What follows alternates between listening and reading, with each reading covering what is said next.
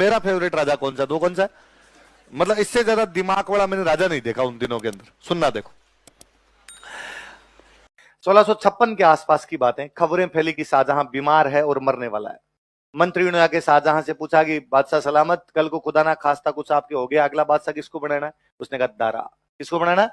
ये समाचार मिला कि शाहजहां ने अपना अगला उत्तराधिकारी किसको घोषित कर दिया।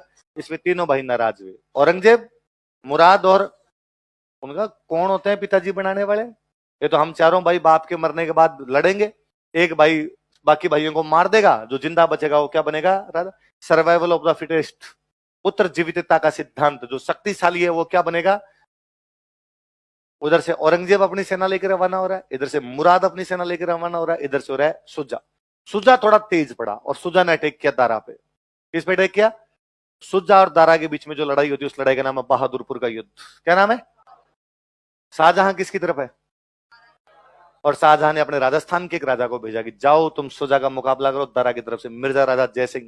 किसको भेजा? जयपुर के एक राजा है, क्या नाम है? तो मिर्जा राजा जयसिंह गैर सुजा को कूट के आगे। तो बहादुरपुर का युद्ध किसने जीत लिया? दारा। किसके खिलाफ? सुजा। और दारा का सेनापति कौन है?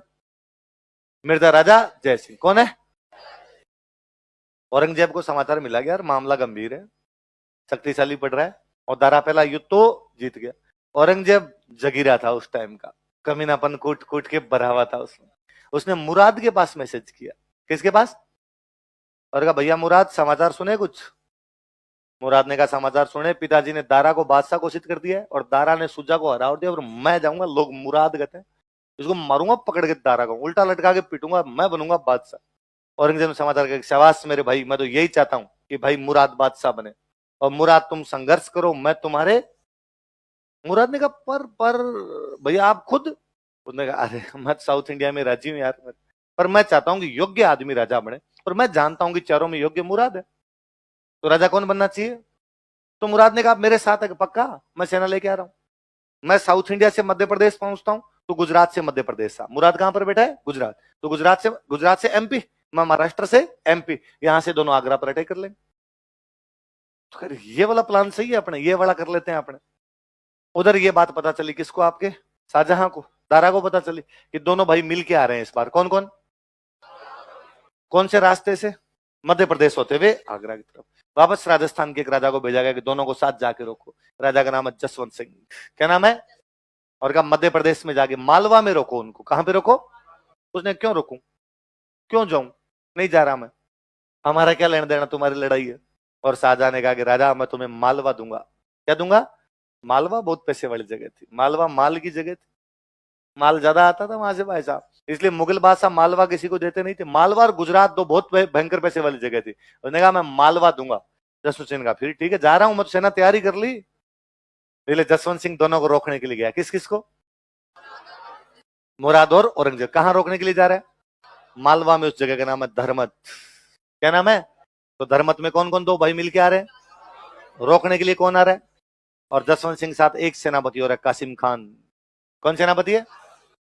अब सेनाएं आमने सामने आके पड़ी है। औरंगजेब के समझ में आ गया कि मारेगा जसवंत सिंह, जिसमें शक नहीं है, सेना बड़ी है इसकी और हारेंगे, और दिमाग था उस आदमी। उसने कासिम खान के पास मैसेज किया कि कासिम खान मैंने सुना आजकल तुम हिंदू बन गए हो। कासिम खान का दिमाग खराब है, मैं अपना धर्म क्यों बदलूंगा, मुसलमान ही हूं मैं। काहे के मुसलमान हो रहे? तुम दारा का साथ देते हो, दारा तो हिंदू है, हिंदू का साथ देने वाला हिंदू है। उसने कहा दिमाग खराब है तेरा, तू औरंगजेब मुसलमान है, तेरा भाई दारा भी तो मुसलमान ही है। उसने कहा मैं मुसलमान हूं, दारा नहीं है। और दारा था भी थोड़ा लिबरल, संस्कृत पढ़ता रहता सारा दिन बैठा बैठा, वेद उपनिषद पढ़ता रहता, जनेऊ वनेऊ डाल लिया करता, उस टाइप का आदमी था, पंडित जी के साथ रहता, तिलक लगा लिया करता। और कहा सारे दिन तो पंडित जी के पास बैठा बैठा वहां पे ओम भूर्भुवः स्वः गाता रहता है, और तू कह रहा है वो हिंदू है और मुसलमान है। और फिर तू बता, अभी पिछला जो तुम्हारे युद्ध हुआ था बहादुरपुर, उसमें उसका सेनापति कौन था? मिर्जा राजा जयसिंह। अभी जो युद्ध हो रहा है इसमें तुम्हारा सेनापति कौन है? कि जसवंत सिंह। ये कौन है सारे? और कासिम खान ने कहा भाई यार तुम तो पते की बात बता दी, ये तो सच में सब मिले हुए हैं। और कासिम खान युद्ध से एक दिन पहले अपने 30,000 सैनिकों को लेकर औरंगजेब से मिल गया। 30,000 फौजी लेके किससे मिल गया? उसने औरंगजेब से जाके संधि कर ली कि मैं औरंगजेब की तरफ हूं।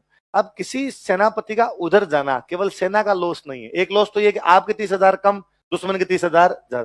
फिर इससे भी बड़ा लॉस है आपकी पूरी प्लानिंग भी तो बताएगा वो।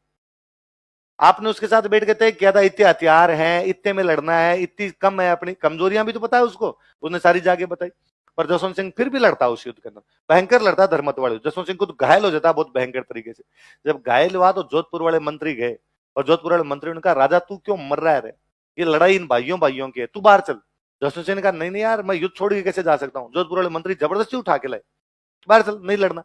तो धर्मत वाले युद्ध में औरंगजेब और मुराद जीत जाते हैं। कौन जीत जाते हैं? औरंगजेब और मुराद। कहते राजा जसवंत सिंह घायल होकर जब वापस आया तो राजा की रानी है जसवंत दे, क्या नाम है? उसने कहा, बे लखने पति का तो मुंह नहीं देखूं। उसने किले के दरवाजे बंद किए। तुम हार के वापस कैसे आ सकते हो? मंत्रियों ने कहा, अरे हार के नहीं आया, हम पहले बीच में उठा लाए थे इसके, ये मर जाता वहां पे। रानी ने कहा, मर जाता तो ठीक था, मेरे जैसे मुंह नहीं देखे जाए। फिर जैसे तैसे करके राजा ने हाथा जोड़ी की कि अंदर तो आने दे माता, बाहर ही क्यों खड़ा कर रखा है? तब रानी ने अंदर आने दिया। तो भी कहते रानी ने बेइज्जती की राजा की। और राजा जब खाना खाने के लिए बैठे तो रानी ने वो नौकरानी थाली लेके आई, सोने चांदी के बर्तन लेके। और रानी ने कहा, अरे अरे वो सोने चांदी वाले बर्तनों मत ला, कोई कागज के कोई बर्तन हो तो उनमें ला के दे। तो राजा ने कहा, कागज के कौन से बर्तन होते हैं, उनमें क्यों ला के देने में क्यों नहीं ला के दे? कि ये सोने चांदी के तो बर्तन आपस में भिड़ेंगे भिड़ेंगे तो बजेंगे, और बजेंगे तो आपको डर लगेगा, क्योंकि वहां तलवारें बज रही थी, तभी तो आए थे आप वापस। राजा ने कहा, चिल, आज के बाद किसी भी युद्ध में से वापस, तब जाके राजा को बैठे रहने दिया था। तो कौन से राजा के लिए दरवाजे बंद किए गए? कौन से युद्ध से वापस आया तब? रानी का नाम भी क्या है? दोनों जसवंत है, राजा भी जसवंत और रानी भी नवजोत सिंह सिद्धू, नवजोत कौर सिद्धू। नवजोत सिंह सिद्धू की रानी का नाम, वो रानी का पत्नी का नाम क्या है? नवजोत कौर सिद्धू। वैसे दोनों के नाम ही जसवंत जसवंत थे। अब भाई इधर औरंगजेब जीत गया, आपका धर्मत का जीत गया। तो औरंगजेब ने कहा, अटेक आगरा की तरफ। तो दारा बेचारा खुद आता है सामने लड़ने के लिए, सामूगढ़। कौन सा युद्ध लड़ता है? सामूगढ़। और सामूगढ़ में औरंगजेब फिर जीत जाता है। सामूगढ़ में जैसे औरंगजेब जीता, दारा भाग के चला गया गुजरात। कहां चला गया? औरंगजेब मुराद के साथ मिलकर आगरा पे करता है कब्जा। आगरा पे कब्जा करके शाहजहां को करता है गिरफ्तार। मुराद को अंडरग्राउंड में ले जाके मारता है और खुद बनता है बादशाह। उसने मुराद को कहा कि नाम मुराद और उसने किसको मार दिया? मुराद। खुद क्या बन गया? बादशाह। अब स्थितियां क्या है? मुराद मर गया, औरंगजेब कहां बैठा है? आगरा। दारा कहां बैठा है? गुजरात। और आपके उधर सुजा कहां बैठा? आपका बंगाल। सुजा वापस बंगाल में हार हुर के उधर बंगाल के अंदर ही बैठा हुआ। जैसे सामूगढ़ युद्ध जीत के आगरा पे कब्जा किया, राजस्थान का एक राजा फट सबसे पहले जाके औरंगजेब से बातचीत कर लेता, मिर्जा राजा जय सिंह। कौन कर लेता? उसने कहा, ठीक है भाई, पहले हम दारा की तरफ थे, लेकिन तब दारा बादशाह था, अब बादशाह तू है, तो हम किसकी तरफ आ गए तेरे? उसने कहा, तू नहीं, जसवंत सिंह को ला मेरी साइड में। किसको लेके आ? तो जसवंत सिंह के पास आया और उसने जसवंत सिंह को आगे कहा कि जसवंत सिंह यार, अपना क्या लेना देना है, पहले दारा की तरफ लड़ रहे थे, कोई बात नहीं, औरंगजेब से संधि कर लेते हैं। तो सामूगढ़ युद्ध के बाद मिर्जा राजा जय सिंह उसकी तरफ, और किसको ले गया? जसवंत सिंह। अब जसवंत सिंह को ले गया, जसवंत सिंह वापस जोधपुर आ गया संधि करके। गुजरात में कौन बैठा हुआ आपका? दारा। कौन बैठा है? तो जसवंत सिंह ने दारा को मैसेज किया कि दारा, लड़ाई की तैयारी कर, मैं तेरा साथ दूंगा। ये बात औरंगजेब को पता चली कि किसका साथ देने का प्रयास कर रहा है? दारा का साथ देने का प्रयास कर रहा है। तो उसने जसवंत सिंह को कहा कि अरे यार ऐसे क्या कर रहा है? जसवंत सिंह का, नहीं नहीं नहीं, मैं तो तेरे तरफ हूं, चिंता मत कर, तू अपने आप में। पर वो फिर दारा से बातचीत करे कि दारा तुम मेरा साथ, तुम लड़ाई की तैयारी कर ले, हम तेरे साथ खड़े हैं। पर दारा बेचारा कुछ समझ ही नहीं पाया कि क्या करना है क्या नहीं करना। इतने में सुजा ने अटैक कर दिया औरंगजेब पे। कौन अटैक कर देता है? इस बार अगला युद्ध था खजवा। कौन सा युद्ध है? और औरंगजेब ने जसवंत सिंह को कहा कि तू मेरी तरफ आ, तो आ लड़ाई करने के लिए। तो जसवंत सिंह औरंगजेब की तरफ से कौन सा युद्ध लड़ने के लिए गया? किसकी तरफ से? किसके खिलाफ? पर जसवंत सिंह को बड़ा बुरा लगे कि अरे यार, इस औरंगजेब का साथ देंगे, थोड़े दिन पहले इसके खिलाफ थे, अब इसका साथ देंगे। और युद्ध से पहली रात को, और उसको याद आया कि मेरे धर्मत वाले युद्ध में पहली रात को औरंगजेब ने अपनी तरफ किसको मिला लिया था? कासिम खान। और इस चक्कर में हम हारे थे। वो पहली रात को सुजा के पास चला गया और सुजा को जाकर, सुजा मैं तेरी तरफ हूं। कैसे? तो कल जब युद्ध शुरू होगा ना, तो मैं रहूंगा तो औरंगजेब की तरफ ही। जैसे युद्ध शुरू होगा, मैं औरंगजेब अटैक कर दूंगा, इधर से तू औरंगजेब अटैक कर देना। औरंगजेब के समझ में नहीं आएगा कि मेरा मुकाबला करेंगे तेरा करे। पर ध्यान रखना, एंड टाइम पर एक साथ हमले करने, तब औरंगजेब हारेगा, वरना औरंगजेब हारेगा नहीं। सुजाने का ठीक है। जसवंत सिंह एंड टाइम जो टाइम दिया था उस पर औरंगजेब पे अटैक करता है। औरंगजेब की उधर की जो सेना थी उसको मारता पीटता है, उसके हथियार वथियार उठाता है, उस साइड वाले जीता धन माल मता था वो उठाता है। सुजा उठा ही नहीं था तब तक, नींद से ही नहीं उठा, तो सुजा अटैक ही नहीं कर पाया। जसवंत सिंह वहां से औरंगजेब की सेना को लूट पीट के जीता कर सकता था, वहां से निकल गया।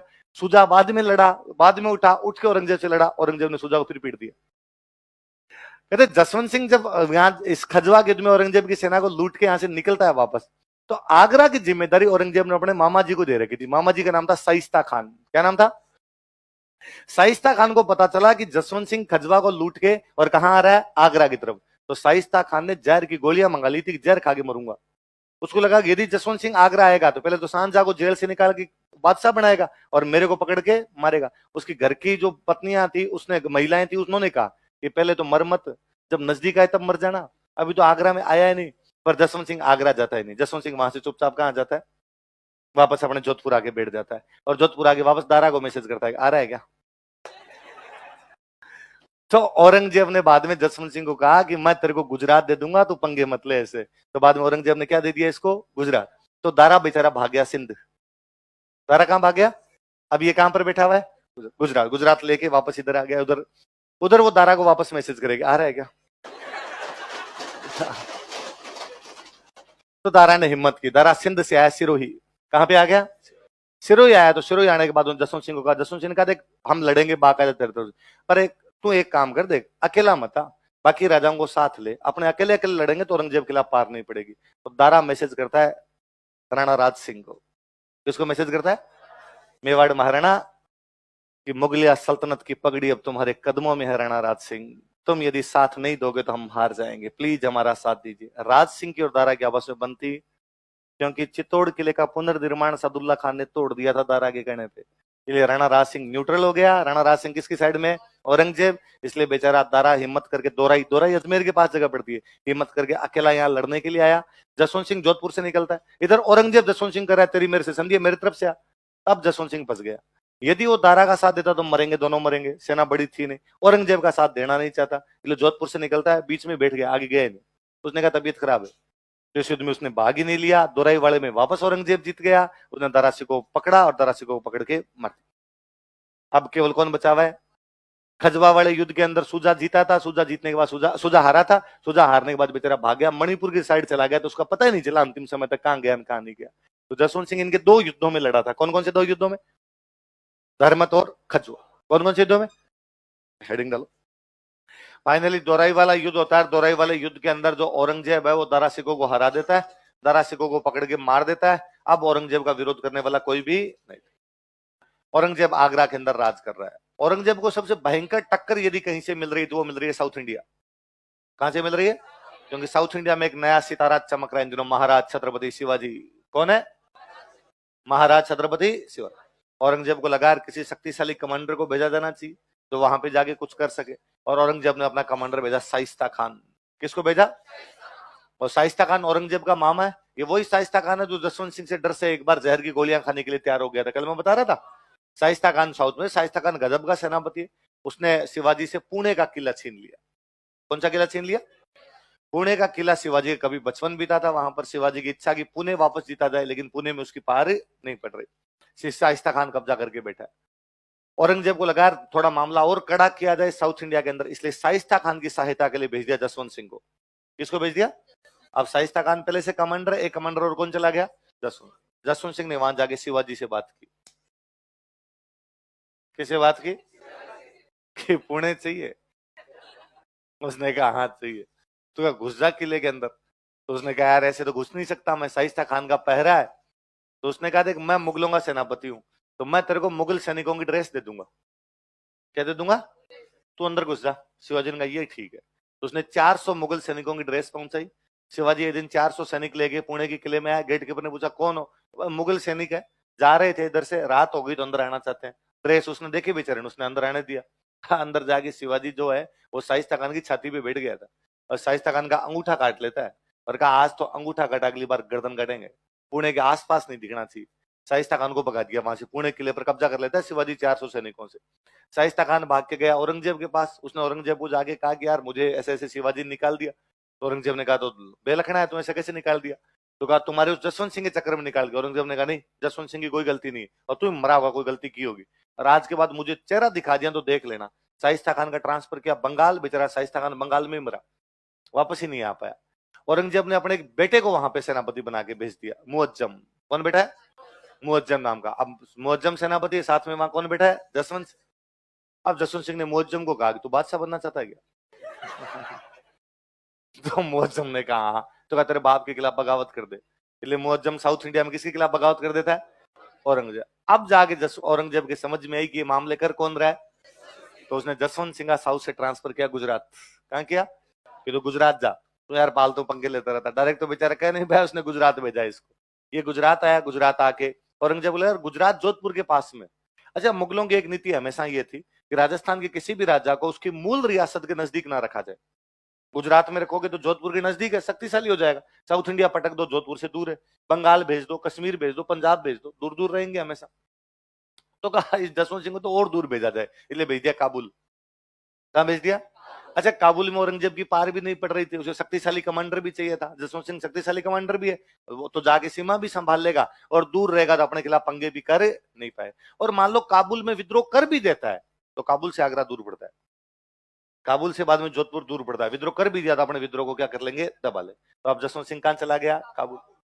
अब औरंगजेब को जसवंत सिंह का कोई खतरा इधर नहीं है, पर औरंगजेब के मन में था कि यार इस जसवंत सिंह ने पहले दारा का साथ दिया, फिर सुजा का साथ दिया, फिर शाइस्ता खान के खिलाफ शिवाजी का साथ दिया, फिर मेरे बेटे मुअज्जम से क्या करवाया, विद्रोह।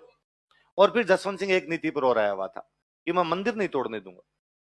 तो इधर औरंगजेब मंदिर नहीं तोड़ पा रहा, जबकि औरंगजेब की घोषित नीति थी भाई मूर्तियां तोड़नी है। अब जब जसवंत सिंह काबुल गया तो औरंगजेब ने इधर ऑर्डर दिया अपनी सेना को कि जाओ मारवाड़ जाओ और मारवाड़ के सारे मंदिर तोड़ दो।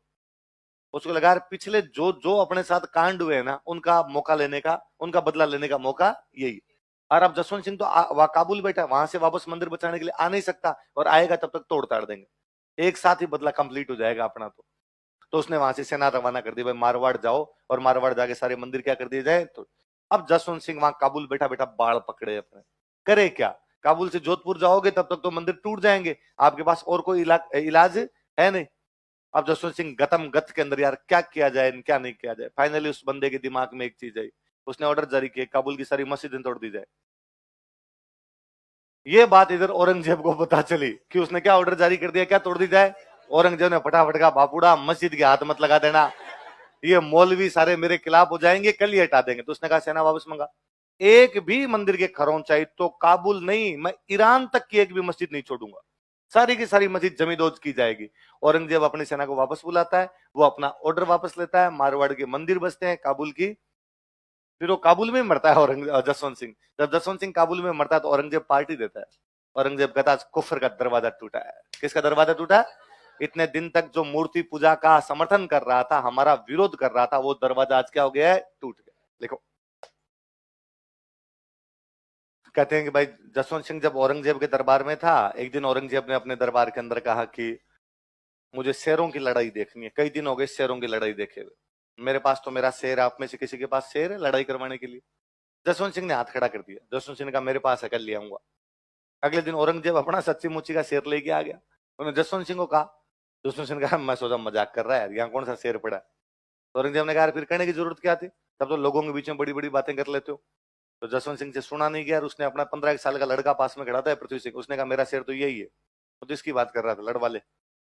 औरंगजेब ने कहा वो सच्ची का शेर है, फाड़ देगा, रेसे रेसे बिखेर देगा, वो धागा खोल देगा पूरा। और कहां भेज रहा है उसके सामने? उसने कहा कोई बात नहीं, एक चला जाएगा और जाम लेंगे, क्या है, लड़वाओ तुम। इतना क्यों लोड लिया? और कहते 15-16 साल का लड़का वो शेर के कटखरे में उतरता है, शेर जब झपट्टा मारता है तो वो अपनी कटार निकालता है। तो बाहर से जसवंत सिंह बैठा बैठा ये और कहता है कि राजकुमार शेर निहत्ता और तुम्हारे पास कटार, ये तो जस्टिस नहीं है। तो राजकुमार कटार और फेंक देता है, शेर से निहत्ता लड़ता है, शेर के जबड़े चीर देता है। तो औरंगजेब को लगता है कि यार 15-16 साल की उम्र में शेर के जबड़े चीर गया, बड़ा होने के बाद भगवान जाने क्या क्या चीरेगा। तो पहले राजाओं के टाइम में सबसे बड़ा इनाम होता कपड़े, राजा यदि किसी को कपड़े देता तो बहुत बड़ा इनाम था। कहते औरंगजेब उसको कपड़े देता है, उन कपड़ों में जहर मिलवा देता, राजकुमार थोड़े दिनों बाद मर गया था। तो मुझे जसवंत सिंह का कौन सा राजकुमार शेर के साथ लड़ाई करता था, कौन था? तो ये आपके कहते जसवंत सिंह जब मरा था ना, तब जसवंत सिंह की कोई बेटा था ही नहीं। पृथ्वी सिंह की वो शेर वाली लड़ाई में मृत्यु हो गई, बाकी भी एक दो कोई बेटे थे बीमारियों में मर गए थे। पर जब वो मरा तब उसकी 2 रानियां प्रेग्नेंट थी। उन 2 रानियों के जसवंत सिंह के मरने के 15-20 दिन के अंदर 2 बेटे होते हैं। एक बेटे का नाम क्या रखा जाता है, अजीत सिंह, एक का क्या रखा जाता है, दल संबंध नाम भी होता था। भाई वो तो आप सोचोगे दल संबंध उपाधि है, पर नाम भी तो हो सकता है। जैसे किसी आदमी का नाम है परमवीर, तो परमवीर चक्र भी तो होता है। तो नाम तो हो ही सकते हैं ना। तो दलथम्बन क्या उपाधि है? दो राजकुमार, एक का नाम अजीत सिंह और एक का।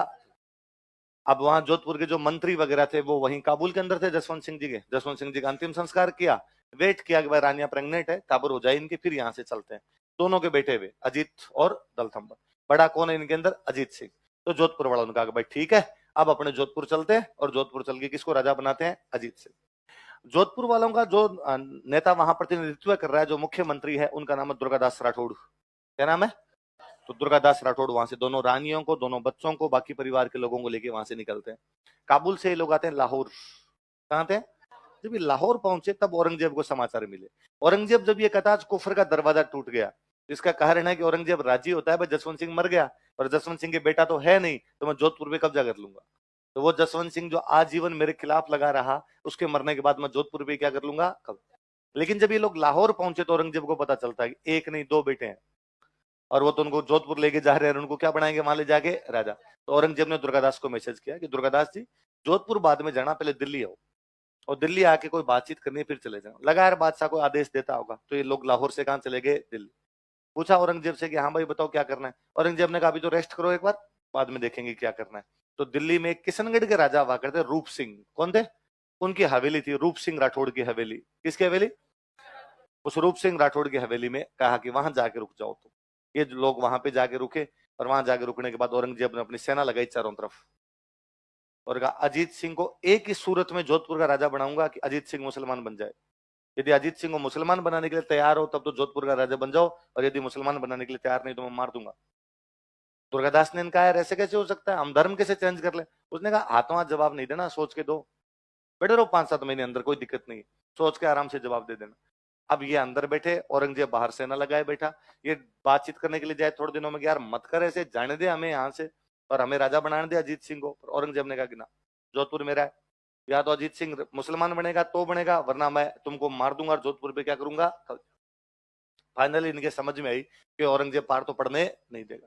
तो क्या तरीका का अपनाया जाए? ये लोग जब वहां रहते थे तो इनके साथ एक महिला रहते जिनका नाम था गोरा। क्या नाम था? गोरा नाम का महिला था।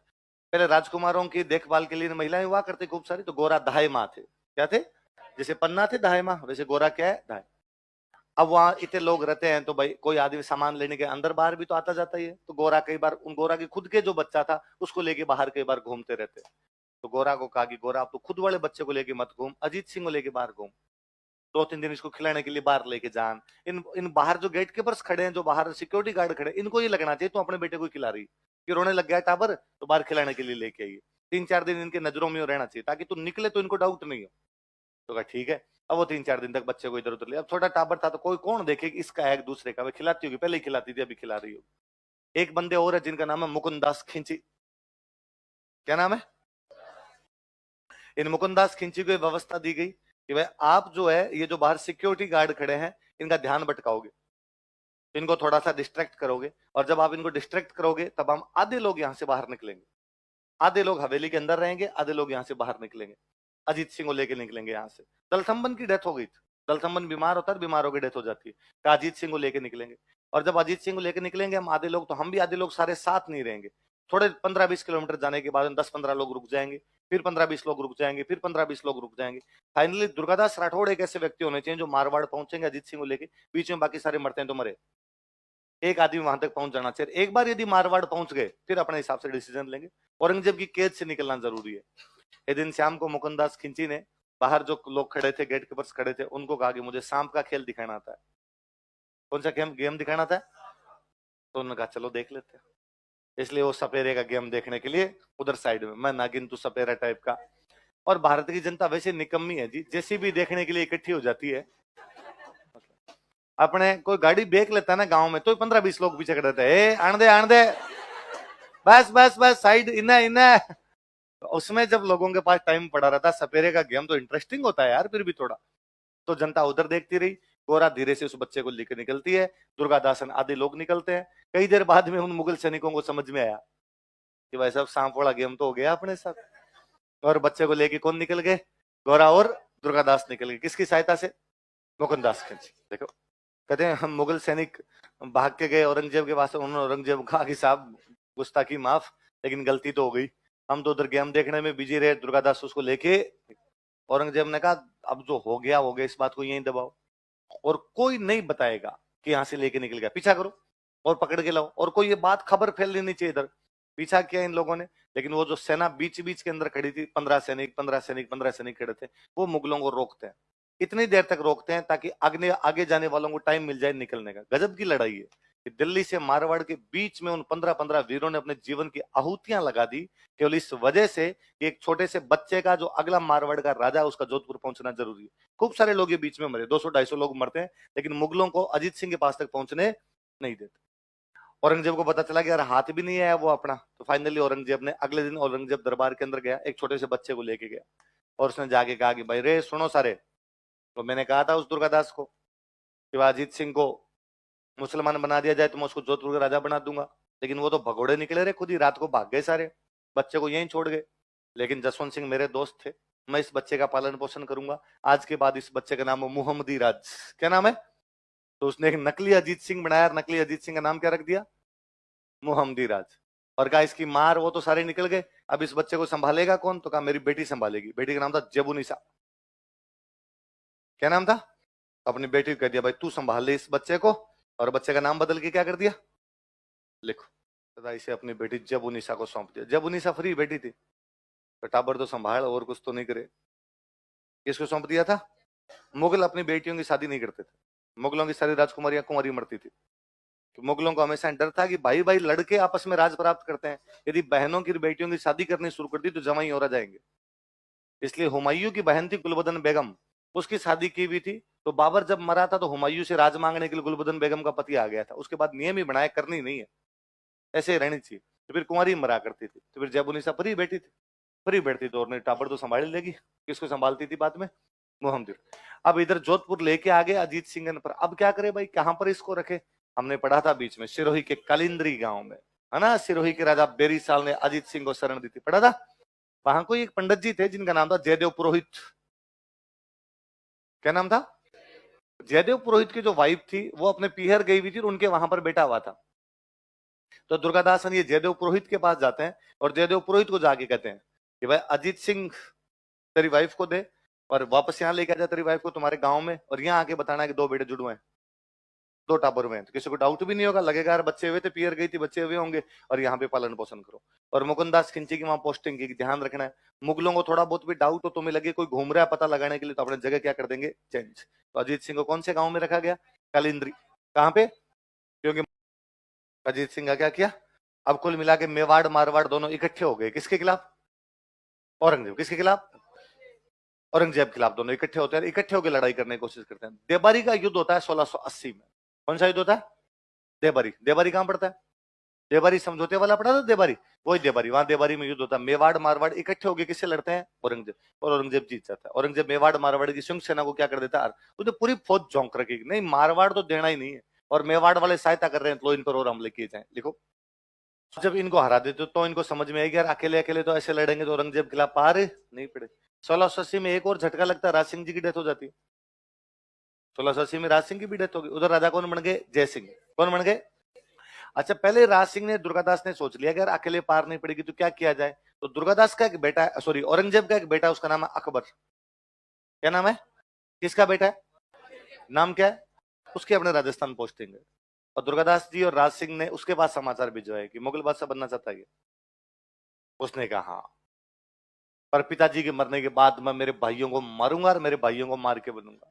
इन्होंने समझाया कि देख तेरे पिताजी सुबह शाम दोनों टाइम जिम जाते हैं, मरने का नाम ही डोकरा लेगा, हमारे साथ आ, सल्टा देते हैं इसको, तेरे को क्या बना देते हैं? मुगल बादशाह। उसने कहा नहीं यार, पर पिताजी को थोड़ी मारा जा सकता। अरे कहा यार तुम्हारा तो रिवाज है, तुम्हारे बाप ने तुम्हारे दादा को गिरफ्तार किया था, सांझा सांझा को, औरंगजेब ने सांझा गिरफ्तार कर लिया था, और तुम्हारे दादा ने तुम्हारे परदादा के खिलाफ विद्रोह किया था, खुर्रम जहांगीर के खिलाफ विद्रोह कर, और तुम्हारे परदादा ने तुम्हारे सरदादा के खिलाफ 2 बार किया था, जहांगीर अकबर के खिलाफ 2 बार विद्रोह कर गया। तो तुम्हारा तो रिवाज है यार, जब तक बाप के खिलाफ लड़ोगे नहीं लोग मानेंगे ना असली बेटा है, लड़ो तुम तो बाप के खिलाफ।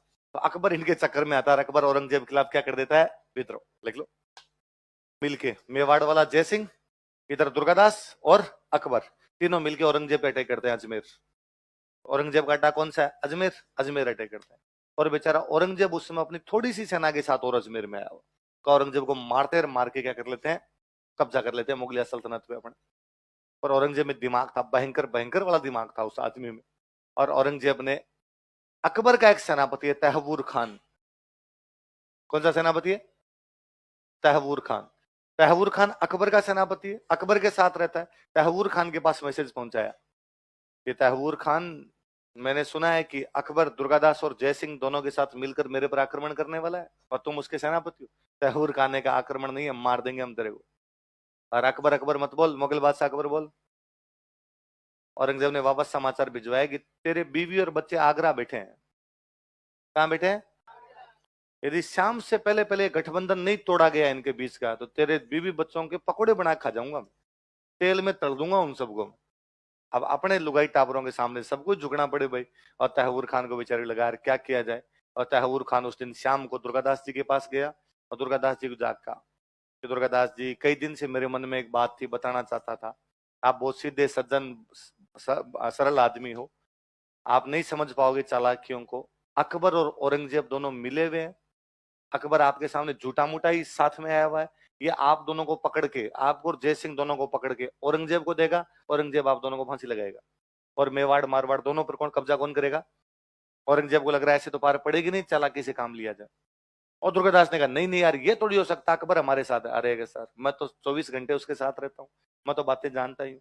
मेरा तो काम था आपको बताना, मानो तो ठीक है, नहीं मानो तो ठीक।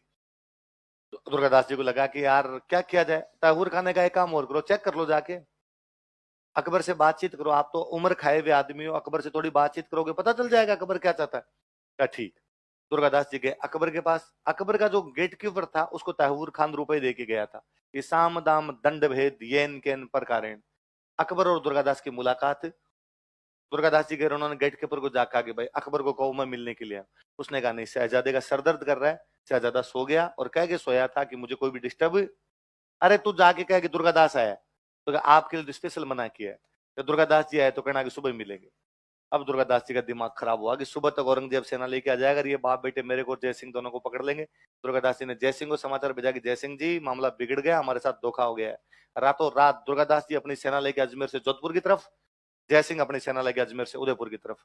सुबह बेचारा अकबर उठा तो अकेला ही था, न मेवाड़ वालों की सेना न मारवाड़। अब औरंगजेब ने कहा कि मेवाड़ मारवाड़ से मेरा कोई लेना देना नहीं, अब मेरा एक ही दुश्मन है अकबर, इसको मारूंगा।